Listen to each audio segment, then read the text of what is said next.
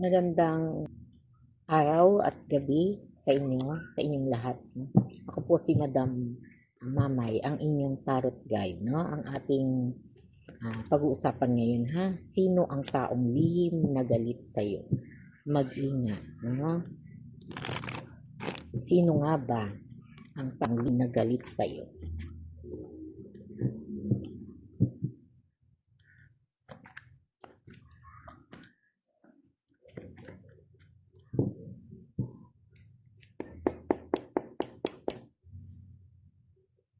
Dito po, no, nararamdaman natin, ha, na may marami po. May 8 of Swords dito, ha. 8 of Swords. Na dito, ha, pinapakita rito sa ating card, no, na dito nararanasan mo, no.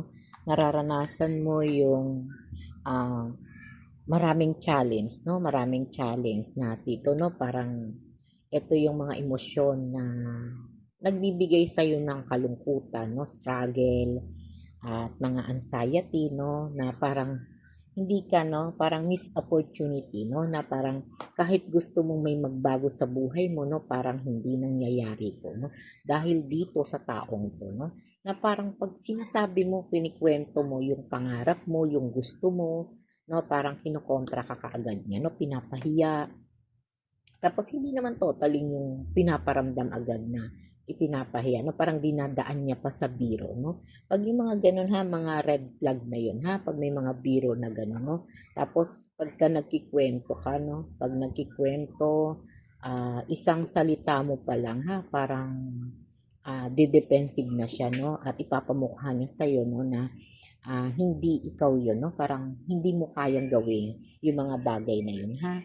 At dito sinasabi pa rin po, no, na ikaw yung tipo ng tao, no, na talagang pag may nagustuhan ka, gusto mo, no, gusto mo, pangarap mo, plano mo, no, ito yung mga bagay na talagang gusto mong pukosan, no. Pag halimbawa, nagustuhan mong magplano, no, papunta sa mall, lumabas sa mall, no, o kaya pumunta sa isang lugar, magnegosyo, mag-aral, no, yan yung mga emosyon na nararamdaman natin, ha.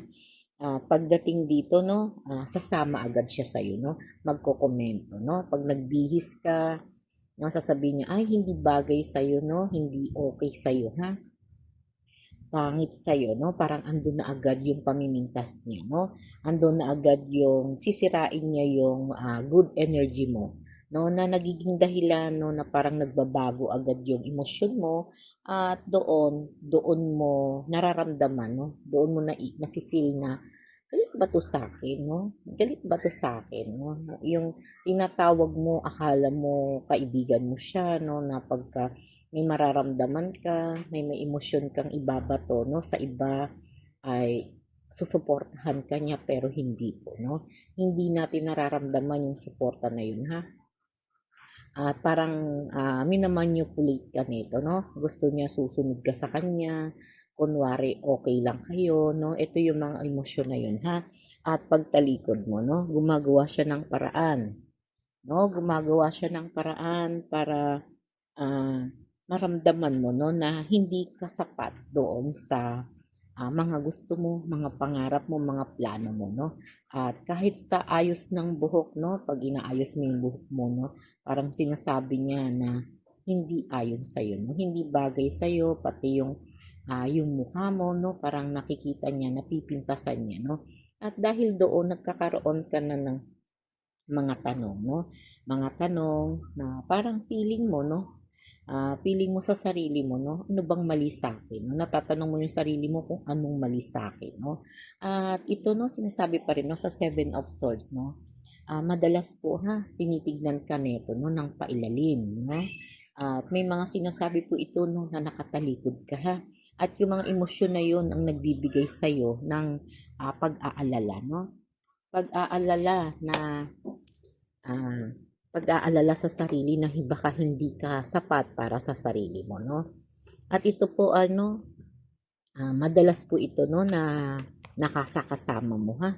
Madalas ito'y kasakasama mo, no? Kausap-kausap at napagsasabihan din po, no, ng mga ilang problema. Na minsan pag mabigat yung loob, no, sa personal problem, ha?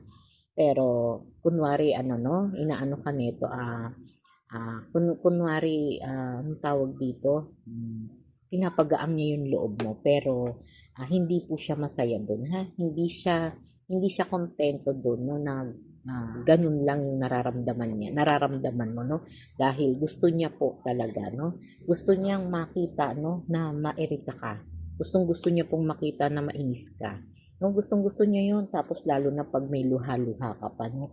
Lalo na pagdating sa personal mong buhay 'no, sa personal na pangarap, sa personal na kasiyahan 'no.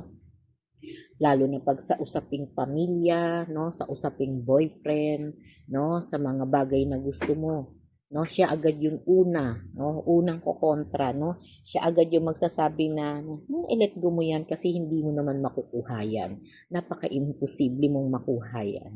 Oh, siya yung nagbibigay nun ha. Pero ikaw tiwalang-tiwala ka kasi feeling mo swerte ka po sa kanya 'no. Feeling mo love na love mo siya 'no. Dun yung mga sitwasyon na talagang feeling mo ang bait-bait niya sa'yo 'no, feeling mo pinagbibigyan ka niya 'no, sa lahat ng oras kasi 'pag tumawag ka andun siya 'no, 'pag nagsabi ka nandun siya 'no. Pero iba po yung pinapakita niya ha, napaka-bad po ng ano niya, energy niya ha, at inaabuso niya yung kabutihan mo, yung tiwala mo 'no, na pagtalikod mo 'no, close kayo nito ha, pagtalikod mo 'no, pinapakita niya talaga dito 'no, na siya yung tipo ng tao na talagang, malakas ang tiwala mo na parang ipagpapalit mo siya sa lahat po 'no.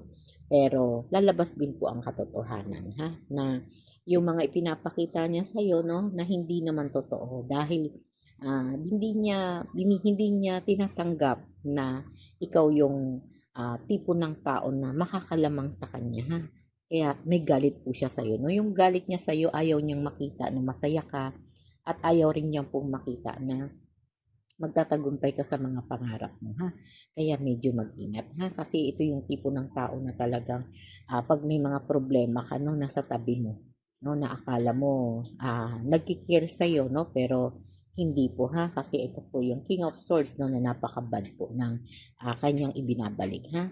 At mina-manipulate ka niya 'no, na hindi mo alam, hindi mo napapansin ha, kaya mag-iingat po 'no. Mag-iingat sa mga taong, lihim na may galit sa iyo ha. Okay po, marami pong salamat at magandang-magandang, araw po sa inyo.